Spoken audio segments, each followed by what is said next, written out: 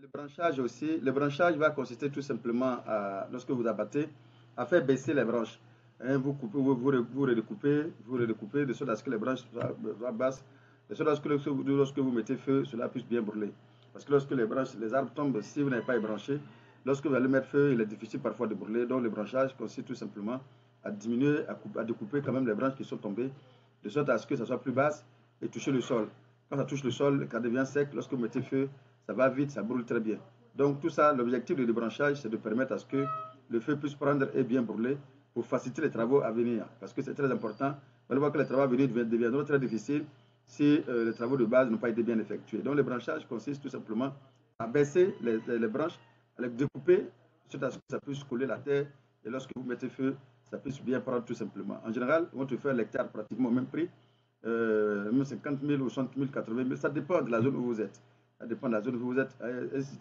Tous ces chiffres qu'ils vous balancent, ce sont les chiffres que nous, on a été confrontés. Mais du coup, nous, on a tenté de négocier et ça nous a donné un peu, un temps soit peu, on a pu diminuer.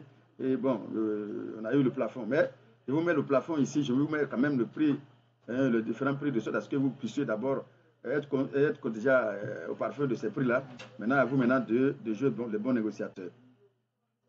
Au niveau du carburant, ici, vous allez voir qu'il y a dépensé plus de carburant lorsqu'il s'agit de débranchage. Ils peuvent aller jusqu'à 50 litres. Bon, je dis 50 litres parce que tout simplement, comme il est dit, ça dépend de tout un sieur. Il y a d'autres qui vont te donner 10 litres, d'autres vont demander 50, ça dépend de tout. Mais il faut être toujours là. Vous pouvez sur votre carburant. Je vais les plafonds, je mets ça un peu plus élevé de sorte à ce que vous ne soyez pas déjà, disons, étonné négativement. Parce que lorsque vous, vous faites un devis et le prix est plutôt bas, lorsque vous faites vos budgets en fonction de ça, après, lorsqu'il y a un problème, vous avez des difficultés pour vous en sortir. Bon, le plus souvent, le coût du carburant, si c'est peut-être à la pompe, on va vous dire 856, 55, mais si c'est, disons, dans les bouteilles, vous allez payer 1000 francs le litre. Donc, préparez-vous aussi à cela. Pareil pour l'huile, ici, pour le branchage aussi, il faut l'huile, et au moins minimum 6 litres. Le branchage, il faut minimum 12 litres, bien évidemment, parce qu'il faut multiplier par 2. Donc ici, j'ai dit 6 litres, mais pas 6 litres, il faut minimum 12 litres. Il faut minimum 12 litres. Là, je pense qu'avec 12 litres, ça peut faire votre affaire. Il faut minimum 12 litres, voilà, un truc comme ça. Bon, je dis, ce sont les estimations que j'ai faites tout simplement. Hein. Voilà, il faut comprendre ça comme ça. Maintenant, le pare-feu. C'est-à-dire, lorsque vous avez branché tout et tout, il faut brûler. Mais attention, vous n'allez pas partir brûler le champ des autres. Donc, vous faites un pare-feu. Mais les gens vont te dire peut-être à l'hectare, ils vont prendre 5 000, 3 000, 2 000, tu prends peut-être la journée à 2 000, on va le faire. Donc, du coup, ça dépend de la zone.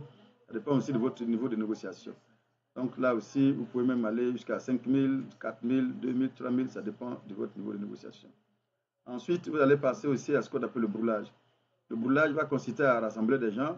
En général, quand c'est un grand champ, à rassembler des gens pour aller brûler. Mais il faut faire une estimation. Les gens vont partir brûler. Ils vont pas aller gratuitement. Surtout si peut-être c'est vos ouvriers qui sont sur le titre. Il n'y a pas de souci. Ils peuvent aller brûler après le travail. Mais quand ce n'est pas le cas, vous allez pouvoir mobiliser des gens. Il faut prévoir au minimum 5 000 francs à l'hectare. Bon, parfois, le doit parler de 2 000 à l'hectare, 3 000 à l'hectare, mais je mets le flacon à 5 000 de sorte à ce que vous soyez déjà préparé mentalement à tout ça. Lorsque vous finissez de brûler et que si ça a été bien débranché, vous allez voir que vous serez obligé, encore s'il y a des zones qui ne sont pas bien effectuées, vous serez obligé, si c'est manuellement, vous allez le faire bien sûr. Si c'est manuellement, vous serez obligé de faire les andenages et faire le deuxième brûlage. L'andenage consiste à rassembler les débris, les morceaux de bois qui sont restés, à les rassembler et puis les brûler par la suite. Bon, en général, ils vont vous prendre le même prix, hein, parce que je vous dis que c'est plus difficile même d'ailleurs.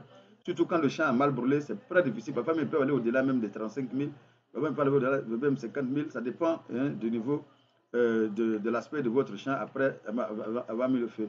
Après avoir mis le feu, si c'est mal, si c'est difficile, alors ça vous coûte très cher même d'ailleurs que même le nettoyage et autres. Voilà, il y a le dessouchage facultatif. Facultatif parce que tout simplement certaines personnes peuvent laisser le cours de l'année au fur et à mesure, plus les années passent, tout ça va mourir seul, va pourrir seul. Mais si ça dépend de la culture que vous voulez effectuer, si la culture demande une dessouchage, vous serez obligé de dessoucher. Voilà, mais vous pouvez dessoucher les petits morceaux de bois et laisser les gros morceaux. Mais là encore, ça dépend. Ça peut vous aller jusqu'à 50 000 francs à l'hectare, voire même plus que ça. même plus que ça, là, ça dépend toujours, comme je le dis.